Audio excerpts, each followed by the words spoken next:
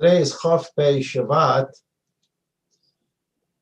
and it's the Yahrtzeit of the Kotzker Rebbe, Zechrono Tzadik Levracha, Zechusa Yoga Lino Kol Yisrael. We talk about him. I should be talking about him more often. My elder Zayda was a Kotzker Chassid. My father, Zechrono Levracha, is the one that donated the money to print his sefer. So I really should be talking about him more often from the Amana Emes. Today is his Yahrtzeit. He was nifter on Chof Bei Shabbat 1859, and after he was nifter, the next Rebbe was the Chedushei Harib, the first Ger Rebbe, who was also the Kotzker Rebbe's brother-in-law. So after the Kotzker Rebbe was nifter in 1859, the Chedushei Harib became Rebbe and began the Ger dynasty. The Chedushei Harib was Rebbe from 1859 to 1866. In 1866, there was a little pause. At any rate, the next Rebbe of Gur was the Sfas Emes, who we've all heard of. Following the Sfas Emes, there was the Imrei Emes, and following the Imrei Emes, there was the Beis Yisrael, and following the Beis Yisrael, there was the Lev Simcha, and following the Lev Simcha, there was the Pnei Menachem, and Yibod Michaim Al Chaim, today's Ger Rebbe. Kotzker was the Kotzker Rebbe attempted, and there's a lot of question about whether he ultimately succeeded in what he was trying to do. There was a great movement inside Kotzker to bring back Hasidus as the Baal Shem Tov originally intended it. From the time the Baal Shem Tov died in the 1700s, 1730, 1740, 1750, maybe a little after that. Obviously, Hasidus went to different countries, and different kinds of Hasidus began sprouting forward. And in Kotzker, there was a sense that Hasidus was getting away from its original roots of the Baal Shem Tov for different reasons. And the Kotzker wanted to bring it back to its original roots. And the original roots that he wanted to bring it back to was an emphasis on Torah learning. In other words, people today like to reference Hasidim as singers and dancers. And all their stories about the Baal Shem Tov are about the Baal Shem Tov was traveling on a Friday, and his horse and buggy broke down, and he got stuck in some city. And in the middle of the snow, he got together all the people in the city, and they sang and danced L'Chadodi, and the rest of the Shabbos, everybody was so happy. And when he left, everybody became a great Hashem Torah mitzvahs, and the Baal Shem Tov went from town to town, sang and danced, and everybody left behind was a great Hashem Torah mitzvahs. And this is how we think of the Baal Shem Tov when we think about Hasidus: sing and dance, and everything will be okay. And that wasn't the Baal Shem Tov, but that's something I spoke about in the Shir several years ago. That was not the Baal Shem Tov, but clearly wasn't the Baal Shem Tov. If you take a look at Talmidei Baal Shem Tov, while there was inside Hasidus the need for simcha, to bring simcha back to life. In other words, learning shouldn't be an intellectual process. It shouldn't be something left for geniuses. It's open for everybody at their own level, and it needs to be done with a joy. Nevertheless, there remained a tremendous commitment to learning. And you see that from the great Talmid of the Baal Shem Tov. They were Ga'onim, tremendous Ga'onim. The Mezid Shemagid, a tremendous guy. So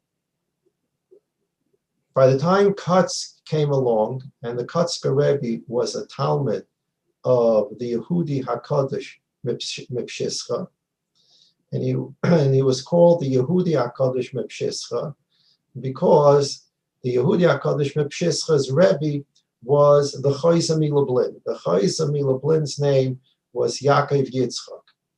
That was his name. Chosner Blim was Yaakov Yitzchak, Rav Yaakov Yitzchak Milublin.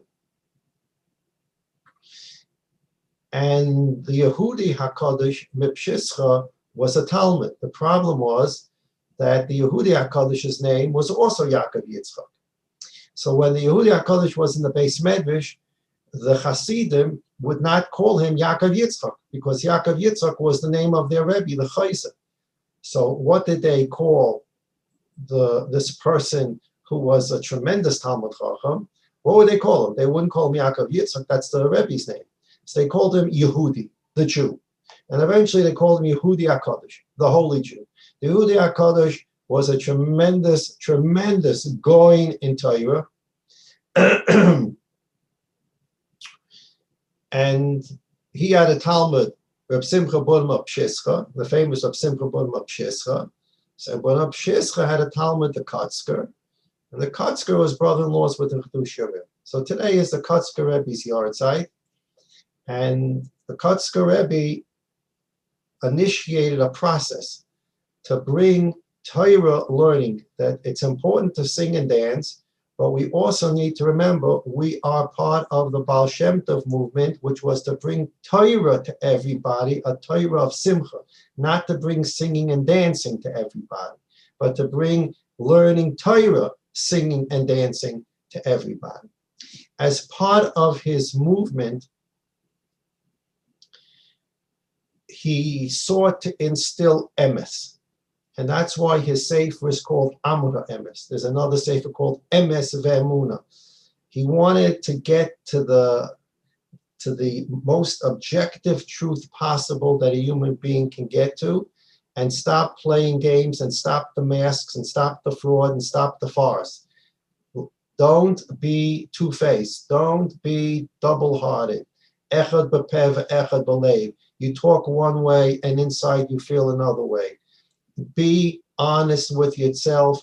Be honest with other people. We're not talking about just business honest. We're talking about just basic, sincere honesty. Who you are is who you are, and don't put on a show for people.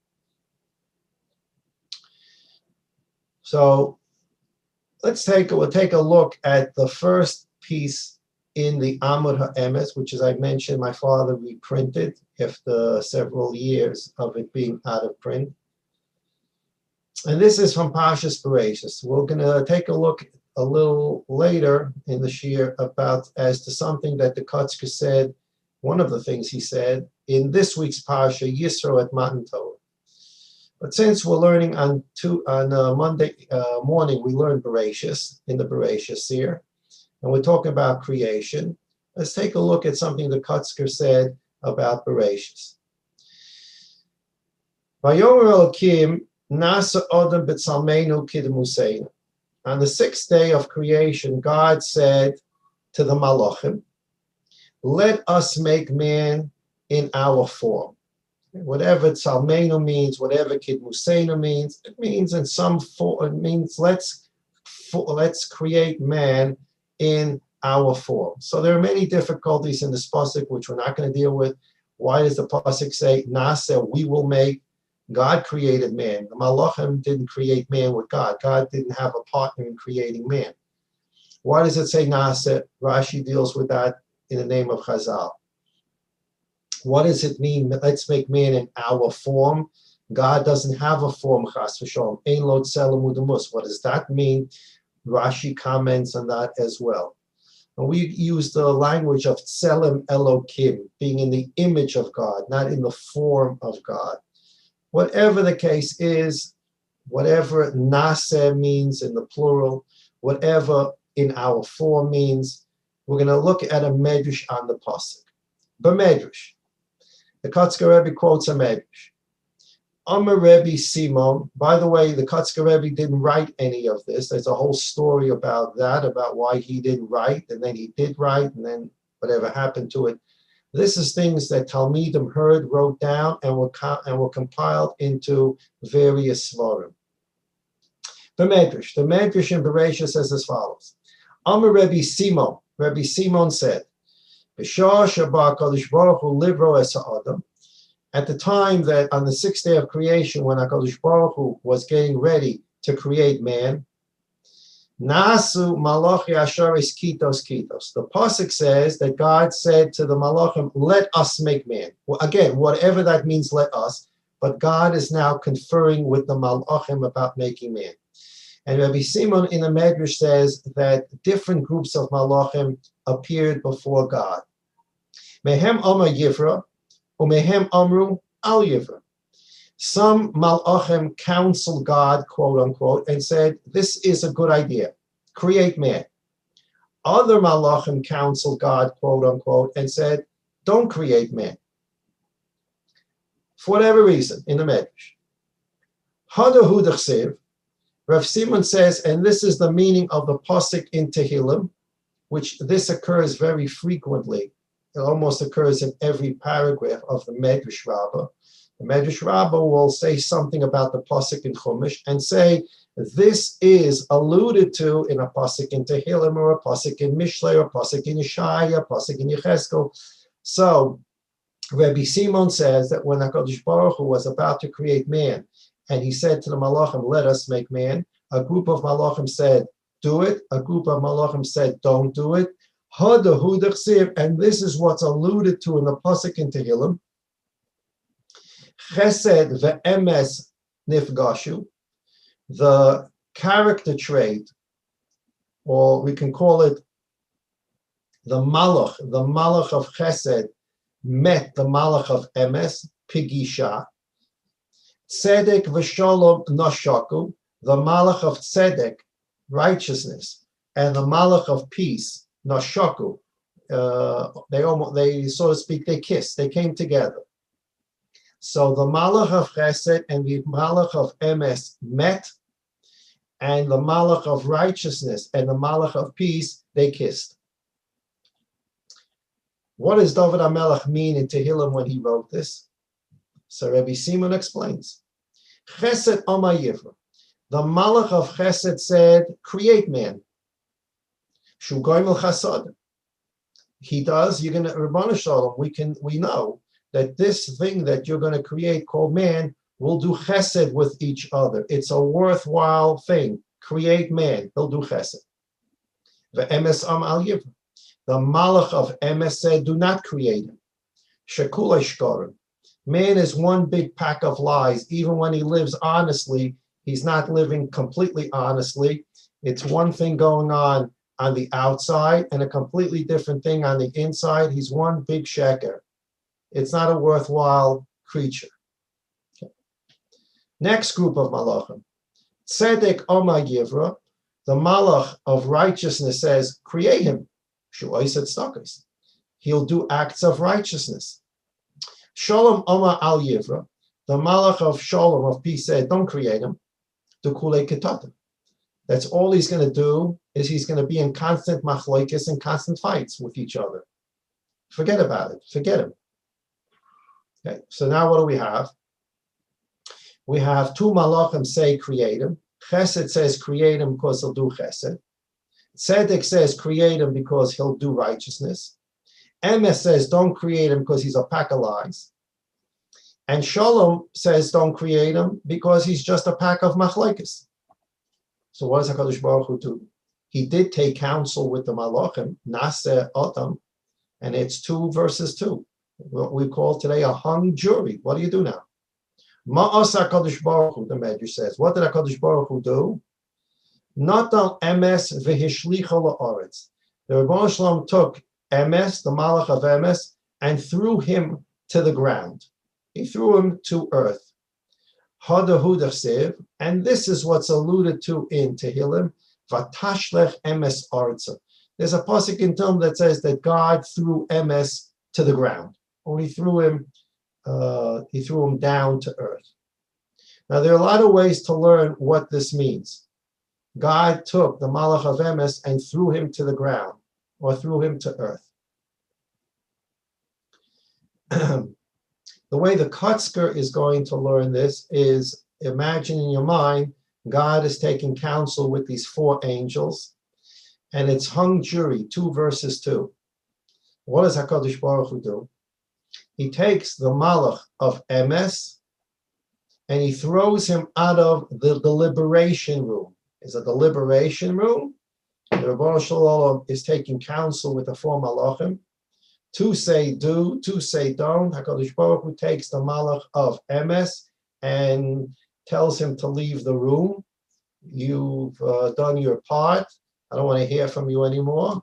The door closes, kaviyachol, and now inside the room is chesed that says yes, and tzedek says yes, and it's only shalom saying no. So the Kotzker says, okay, but uma asim asholem. There's still one malach in the room that's saying, don't do it. He's one big pack of machlokes. Don't do this, God. What did God do with Shalom? Why didn't he ask Shalom to leave the room also? You have a deliberation room. You want to be, the Baruch Shalom has decided after taking counsel, quote unquote, with the malachim, that he's going forward, he's going to create man. In order to do this, for some reason, God says, Emes, please leave the room because I'm moving forward with creating man. But Shalom is still in the room. Why didn't you ask Shalom to leave the room also? Uma asam Shalom. And what did God do with the malach of Shalom? Ella, the Kotzker says, Kishazorkim es ha'emes. When you throw truth out of the room, nasa memela Shalom. Then everything is going to be nice and peaceful. If people are not going to be truthful with each other and have the opportunity to be able to say and express their position, because there's no emes.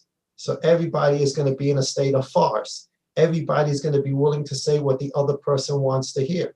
So now, of course, there's going to be peace. It may be a false peace, but everything's going to be nice and peaceful. Where there's no emes, it's easy to have shalom. Nobody's fighting over emes. A good geshmak machlokes l'shem shamayim is when people want to express different views, Beis Shammai, Beis Hillel, Rabbi Akiva, Rabbi Yishmael, and they express their views, and they love each other, and they love each other to Noim and Amaroi, because they're trying to get to the truth. And because they're trying to get to the truth, they're arguing in such a way that's peaceful, because if you're looking to get to the truth, arguments are going to be peaceful. But if you throw emes out of there, there'll be no arguments altogether. There's nothing to argue about. What would you like me to say? Sure, I'll say that. What would you like me to say? I'll say that. So you can have one person, he's talking to Uwe, he says green. He's talking to Shimon, he says red. Because everything, the most important thing is just peace, not honesty. Most important thing is to keep the peace. I'm not saying that peace is not important.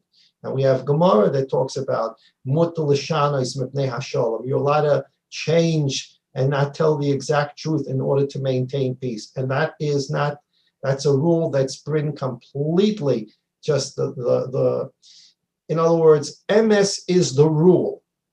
To change emes for the sake of peace is a limited exception, right? The rule is emes, and the limited exception is mutar l'shanos mipnei hashalom.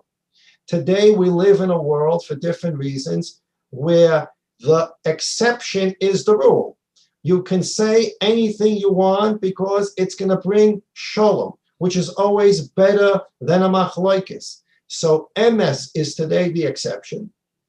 And the overarching premise is anything, everything, say whatever it takes to keep the peace.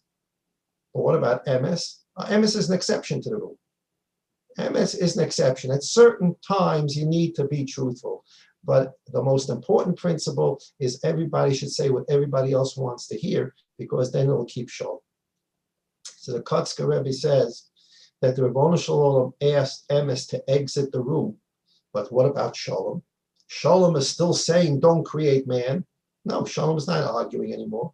Because if emes is not in the room, if emes is not present, then shalom has no problem, because there's not going to be any fights. Nobody's going to get into any arguments if there's no emes, because the only real thing to argue about is emes. And if you get emes out of the room, there'll be plenty of shalom. Everything can be fake, everything can be a farce, and everybody will be smiling at each other while they may be stabbing each other in the back, but they'll be smiling at each other. So once you get emes out of the picture, everything will be nice and peaceful.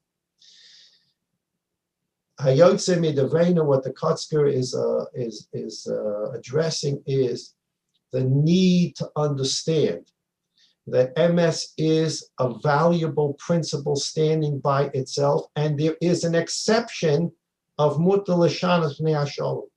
Not that it's mutar l'shanas b'nei hasholom, and there's an exception that sometimes you need to be truthful. That's not how the world works, and God didn't create the world. When he created the world in this fashion.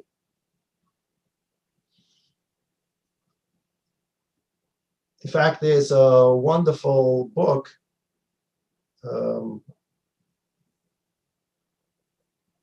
it's about Kotzker and Pshischa and honesty. I think it's called The Search for Authenticity. Let's see if I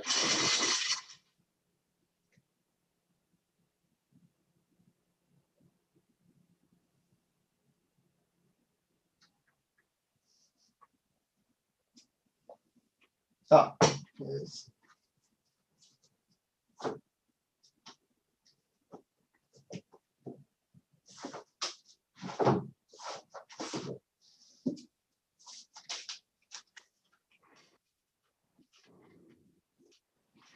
Quest for authenticity, the thoughts of Reb Simcha Bunim of Pshischa, who started really the movement of authenticity and honesty. It's in English. It's an amazing read of the history of Hasidus and how important emes is in the pursuit of Avodas Hashem. And there are a lot of amazing stories in there, explanations of Hasidus, The Quest for Authenticity by Michael Rosen.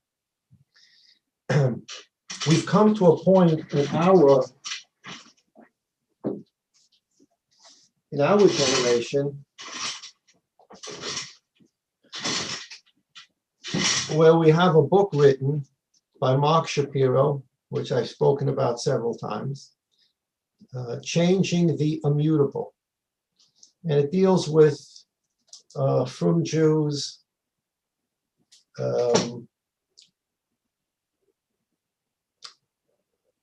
changing things, censoring things. What do I mean by censoring? The author will show you pages of Sforim, like the Chassam Sofer, pages of Sforim where the Chassam Sofer wrote Shuvas and other people, other Gaonim wrote Shuvas. And over the years, certain publishers or certain people decided that it's not politically correct. Things that the Chassam Sofer said, yes. People decided this. And therefore, they removed certain paragraphs from the tshuva. Now, only if you have the old prints can you see the full text of the tshuva. And he has pictures of these Sforim where texts from the holiest Sforim have been removed in more recent prints because it doesn't sound nice in current culture and current society. So he has a book that develops this idea how we need to come back to the truth and stop the process of censorship and filtering. Chassam Sofer wrote something. We're entitled to know what he wrote, and we don't have to have people censoring the Chassam Sofer or others for him today. Chapter 8 of the Sefer is an unbelievable chapter. And the name of the chapter is something you would never imagine in a Jewish book. Is the truth really that important? Okay. That's a modern day question. And he brings down all kinds of writings by different Rabbanim that truth may not be so important anymore.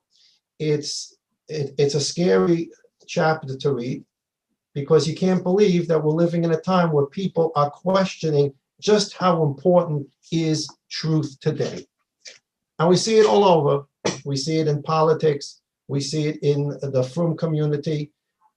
There's so much going on, that is done for the sake of peace, even if you need to lie. And it gets into the whole subject of the end justifies the means, etc. So what the Kotzker is telling us here is there is a rule, and the rule is called emes. The exception to the rule could be lishanos mipnei hasholom, but it's not the other way around. It's not that you can run your life through a farce, a cover-up, and a mask, and every so often be honest. That's a life of a farce. In fact, Mefarshim talk about the fact that in Parshas Yisro, which we'll read in Yad Shem in a couple of weeks, the egel, that golden calf, is called the egel masecha. Literally, masecha means linasech. It was poured. They took molten gold and they poured it and they made it into a calf. The poured golden calf. Mefarshim say masecha we know means a mask. Egel masecha, the calf of the mask. When people put masks on themselves and they want to live two different lives, one, their appearance life, and two, how they act not in front of others, or how they act in small groups, or how they actually are inside, that's living the life of a mask. It's a cover-up, it's false, it's a fraud. So that's the Kotzker Rebbe's first message to us. V'od, the second answer the Kotzker Rebbe answers is kivan tehishlich ha'emes arza, and this is the one that pierces through all the nonsense.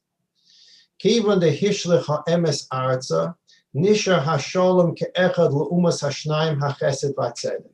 The simple answer: God asked emes to exit the room, and once the emes exited the room, what do you have left? You have Chesed say yes, says create man. Tzedek says create man. And Shalom says don't create man. So it's 2 against 1. Therefore, God created man. Okay, majority won.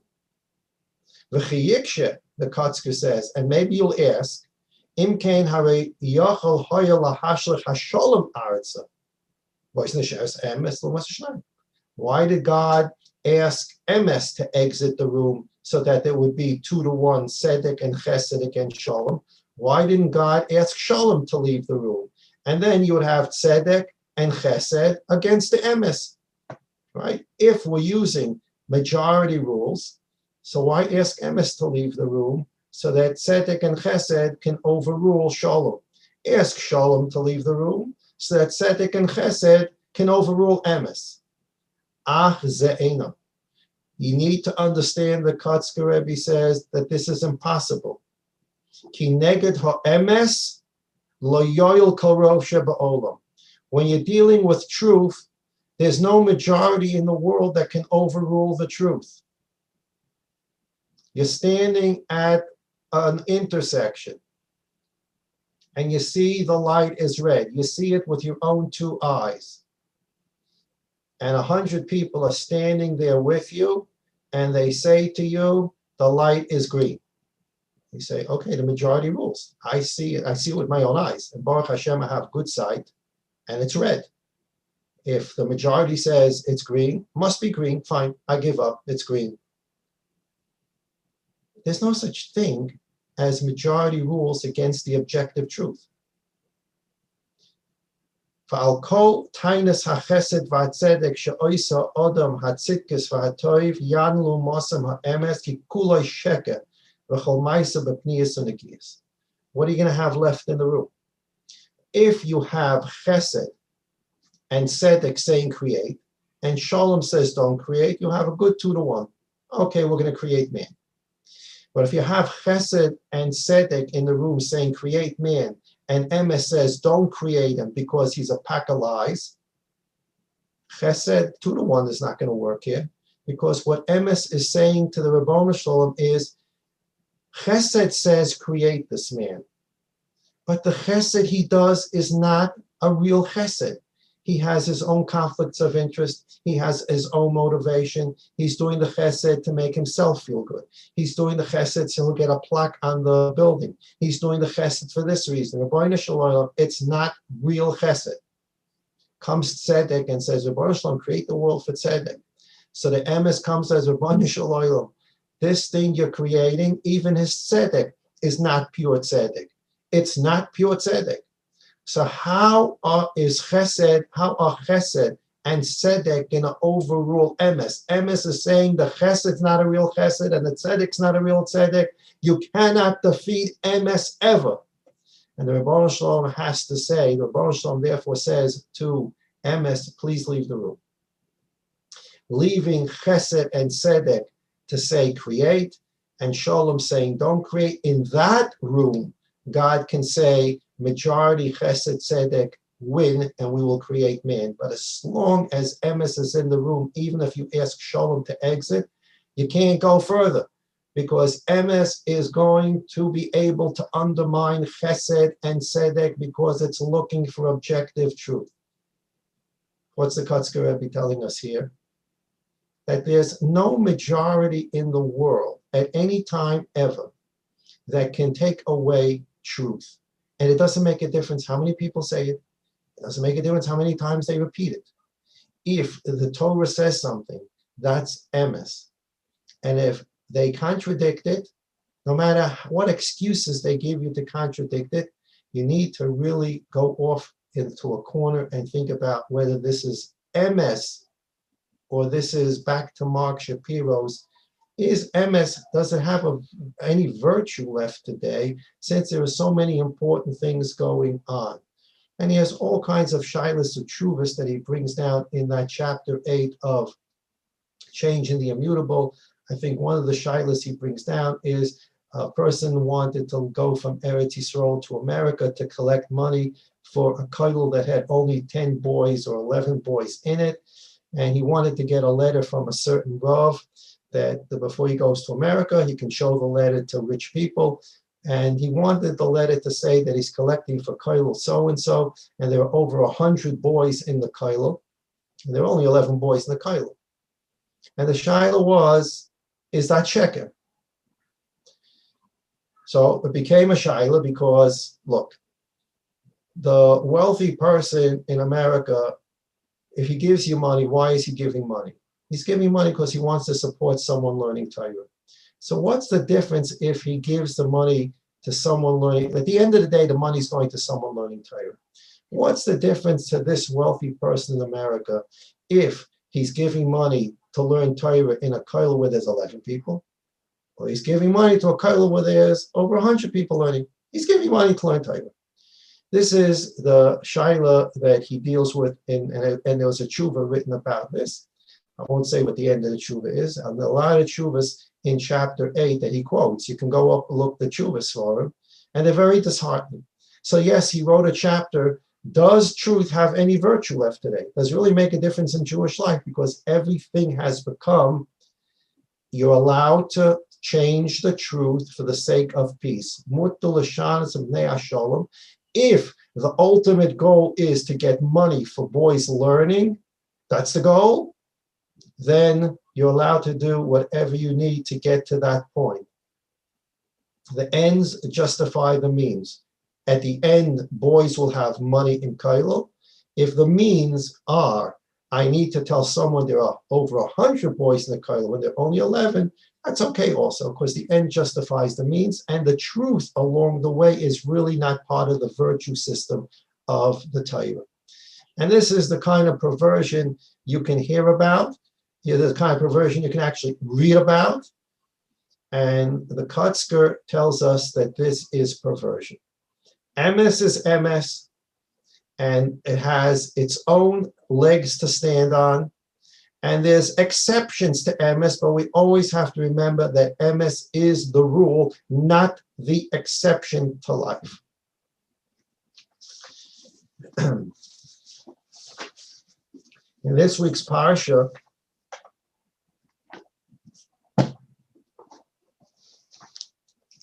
after God, the Rebbeinu Shalom, said the Aseres Hadibros at Har Sinai, It says in Perakov, Shmos Perakov Pesach Tesvav, the Jewish people heard the sounds, they saw the fire, and they got scared. Vayomer el Moshe daber ato yimanu v'nishmor v'yidaber yimanu elokim pen amos. They said to Moshe Rabbeinu, do us a favor. We heard the Aseres Adibris, or the first two. However, you're going to learn. But they heard the voice of God, quote unquote, and they saw the fire. They got scared, and they said to Moshe, Moshe, from here on out, you speak with God, and you be the intermediary with us. You bring us the mitzvahs, and we'll learn directly from you. Because we're scared we're going to die if we continue this kind of direct communication process with the Rebbe. Moshe Rabbeinu says, don't be scared, etc. Eventually, this actually happens, and Moshe Rabbeinu becomes the transmitter of the Torah to Klal Yisrael rather than directly from the Rebbe Shalom.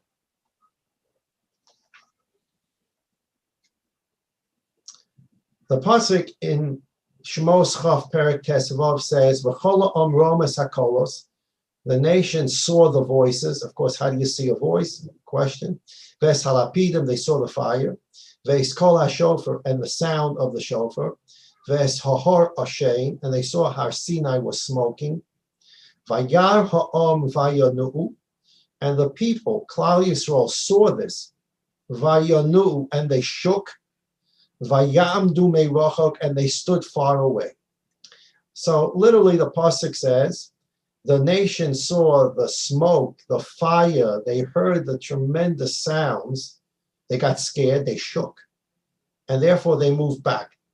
They tried to move, they moved back, they moved away from Har Sinai. The Kotzker Rebbe, the Yahrtzeit Levracha, is quoted as saying in Yiddish, and then we'll explain in English. Vayar ha'om vayanu, und der Volk hat gesehen, und sie haben geschockelt. Vayamdu me'rochag, und von deswegen haben sie geblieben von weitens. The nation saw, and they shook, Vayamdu me'rochag, but they were still far away. They were still far away from God. The nation saw and shook and remained far away, and they stood far away from God. In other words, Kotzker Rebbe says, possibly you can see a human being, he shakes. And he shakes during davening, he shakes during learning, and he shakes. They're shackled. They see and they shake. You can see all the externalism. They shake. And a lot of these people can be very, very far away from God. Inside, nothing's going on of any importance. But on the outside, there's a lot of shuckling going on. Vayar ha'om vayanu, meken zen, meken shuckling, vayamdu me'rochag, meken bleiben von dem weitens. It's not truth. It's simply not true. Shuckle and shuckle and shuckle, and shuckling is supposed to be a tnuah chetzonis. Shuckling is an outer movement that's coming from a panemius. The inside is so awakened, the inside is so passionate that the body shakes. If the body is shaking just out of habit, because that's how you daven, and I'm not giving a share to Shemayin Esrei, but a person can shake very hard and can daven a 3-minute Shemayin Esrei. How passionate were you in that Shemayin Esrei? I'm not judging anybody. A person can daven passionately for 3 minutes also. But the Kotzker Rebbe is making a point. The outer look of the shaking does not prove who the person is. Do not judge a book by its cover. You judge a book by its content. This is what the Torah is describing to us after Matan Torah. The Kotzker Rebbe says, Vayar ha'om vayanu, a person can see things. He can shake from them. Again, he still stands far away from the Rebbe Shalom. So emes is demanded on all accounts. The second page of your handout is also about the Kotzker, but this is a Sfas emes quoting the Kotzker in Parshas Mishpatim. It's a Sfas emes that we've learned many times over the years. and it's at the bottom of the right-hand column of the Sfas Emes. The pasuk in Mishpatim, it was sent out today, I believe. The pasuk in Mishpatim says, "V'anshe kodesh tiyunli ubasa basada trei faloso chelon." The Rebbe Shalom said to Klal Yisrael, "V'anshe kodesh tiyunli." It's the next week's parsha, Mishpatim. "Anshe kodesh tiyunli." You should be holy people for me. Ubasa basada trei faloso chelon. Do not eat tray for meat. La kelef tashlichan oisai. Throw the tray for meat to a dog. What does A have to do with B? Be holy to me. If I gave you a blank, God says, be a holy people. Fill in the blank. You say, be a holy people, keep Shabbos. Be a holy people, keep Taras HaMishpachim. Be holy people, make sure you wear tefillin mezuzahs. Make sure you wear tefillin tzitzis and put up your mezuzah. There's sfeltnish. The Rebbe Shalom says in next week's parsha, be holy people, don't eat tray for meat, and throw it to the dog. So b'shem Rav HaKodesh Zal Kotzker al pi v'anshe kodesh tiyun liya shmiras hakdusha b'masei enosh v'tachbulosov. These are very famous words. The Sfas Emes is quoting the Kotzker, and he's translating the Yiddish into Hebrew. The Kotzker, he's translating the Yiddish into Hebrew. In Yiddish, the Kotzker said, Menschlich heilig sollt ihr mir sein. Ich hab genug Malochim in Himmel. Anshe Kodesh, Anshe means human. Anshe Kodesh tiyun li. Menschlich heilig, be human holy. You're a human being, you're not an angel. I have plenty of angels in heaven, and if I wanted to create more angels, I know how to create more angels. I created a human being. We learned in the Das Tvunas of the Ramchal, and we talk about it so often, God doesn't want robots. He created Malachim to be robots. God created man with Bechira, and man has choices to make. And when he makes his choices, sometimes he makes mistakes. When he makes mistakes, he corrects the mistake. He does tshuva, etc. This is the human being. This is the human existence, not malachim. If God wanted you to be a malach, he would have made you a malach. He knows how to make malachim. So the Kotzker said, "Anshe kodesh tiyun li," be human holy. And in Hebrew, the Sfas Emes translate that in Lashon Kodesh, liyai shmiras hakdusha, to observe kedusha. In your human existence, in the human challenges, with all the human failings, try to get some holiness into the human life. Pirish, so the Sfas Emes explained,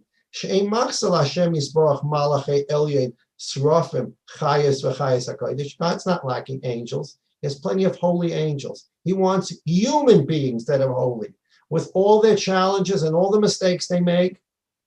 The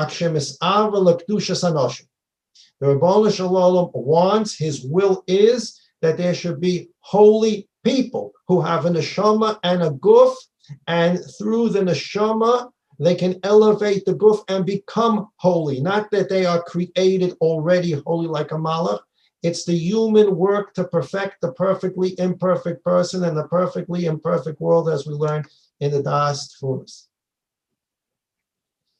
And therefore, the pasuk says a completely human thing. V'anshe kodesh tiyun li. Be holy human beings. What's one of the basic things a human being needs to do? He eats. You eat. V'anshe kodesh tiyun li. Be holy humans to me. Ubasa basoda trei faloso chelun. Be careful what you eat. Don't eat tarfus. That's a human thing. Humans eat. Malachim don't eat. Be human holy and observe the rules of eating. Do not eat treif. You take the treif meat and you give it to a dog. This is the human holiness. The human holiness is not to go on hunger strikes. It's not to live like hermits. It's not to not get married. All these things are crazy religions. The ikka of a human being is God gave a Torah to human beings. Human beings have needs, they have desires, they have pleasures, and those things should be satisfied. And the Torah tells us how to satisfy those needs, desires, and pleasures. And that's what the Rebbe Shalom wants. And when you satisfy your need, desires, and pleasures al pi Torah, then that's a holy human being. And that's what the Rebbe Shalom is looking for. Anshe Kodesh Tiyunli, be holy human beings. For me, I have already enough malachim in Shamayim. The Svasemis explains the Kotzker that the Shmiras Hakdusha, the way a person observes holiness, is through Maaseh Enosh V'Tach B'Loisav. In all the chaos, in all the challenges, in all the mistakes, become holy.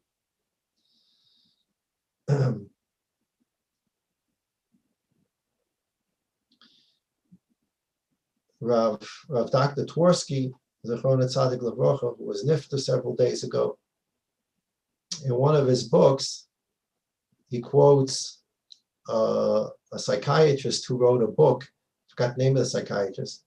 I forgot the name of the exact book, but the book dealt with the holiness of a mistake. And Rabbi Dr. Twersky, Zechrona Tzadik Levrocha, quotes this book. It wasn't written by a frum Yid. But the psychiatrist talked about how a person needs to understand that mistakes are holy. Mistakes mean you're human. If you're human, that means you made a mistake that you can still correct. Correcting a mistake is human. Correcting a mistake is holy. Understanding you made a mistake and you may have to repent for it is a human endeavor. It means you're human. And it means that you can become holy. You're not born holy, you're not an angel. There's a holiness to making a mistake as long as we learn from the mistake and we do tshuva for the mistake. There's a holiness there because we are human, and that's what God wants us to be. He wants us to be human. And he wants us to find our holiness in our human existence. The Gemara says in Brachas and the Gemara says in Sukkah, "Leinitna Torah l'malachei hasharis."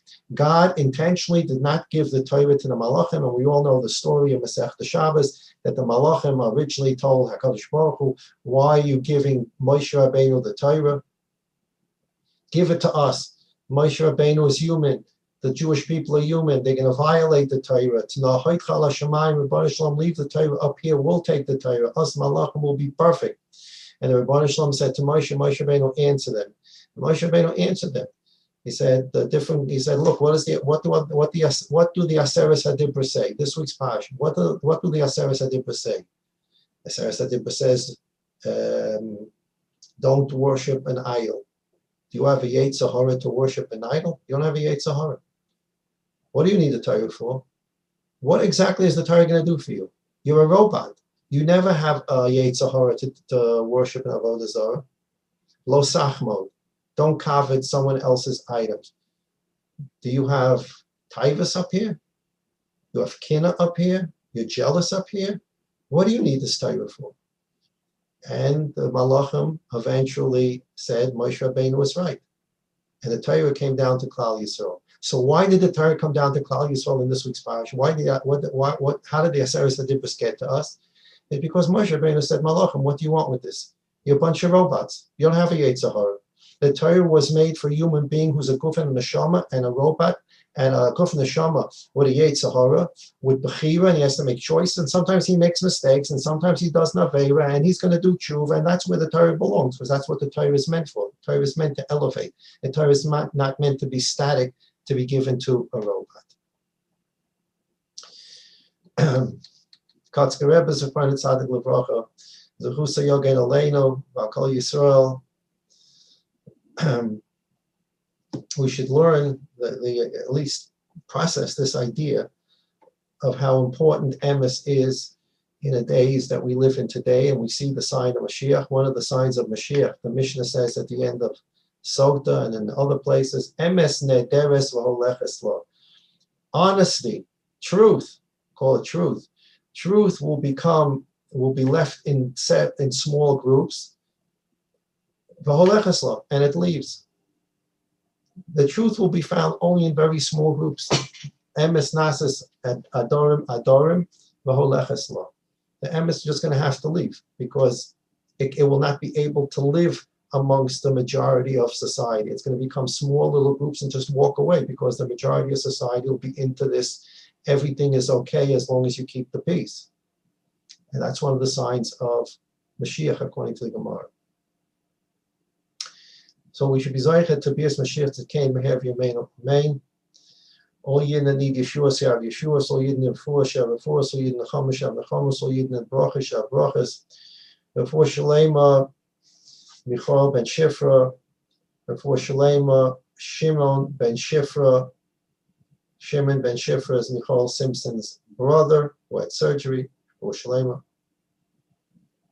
Sarah Chaya Basfega, Mrs. Abelis, who has come down with corona, but I understand she's doing much better. Sarah Chaya Basfega, Refuah Shalema.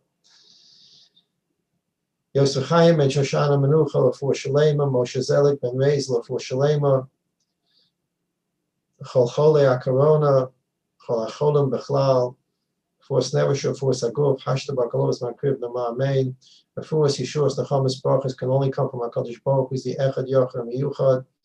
It'll only come when he wants, how he wants, and if he wants it done through a shliach, only through a shliach he desires. And we do our hishtadlus by doing this Gili Hayichud, by internalizing this idea. We make our hishtadlus by doing the necessary things to keep ourselves healthy. And the Rebbe Shalom will bless that hishtadlus. And when we understand and internalize this idea of the Rebbe Shalom as the sovereign and the ultimate control of the world, we're doing the Gili Hayichud that the Das Tvunos, the Ramchal taught us about. We donate that Gili Hayichud to the greater Gili Hayichud for Klal Yisrael. And when we get to that critical mass, the Gili Hayichud will be as such, the Rebbe Shalom send Mashiach, B'Tzayin Hashem Mamish today, so we can build a Beis HaMikdash, can bring a Machzis HaShekel, can bring Karbanis, B'Simcha Atzuma, healthy and well, to keep ourselves healthy, is Navodas Hashem, it's a mitzvah, last two Beis Yosefs and Chayshim Mishpat, last Ber Hagayla Chayshim Mishpat, we make Cheshbainis, where to go, when to go, how to go, to keep ourselves healthy, to be able to dance, sing, and greet Mashiach Tzidkenu B'Simcha Atzuma. Everybody have a wonderful day and a wonderful Shabbos Kodesh. Sei gesund.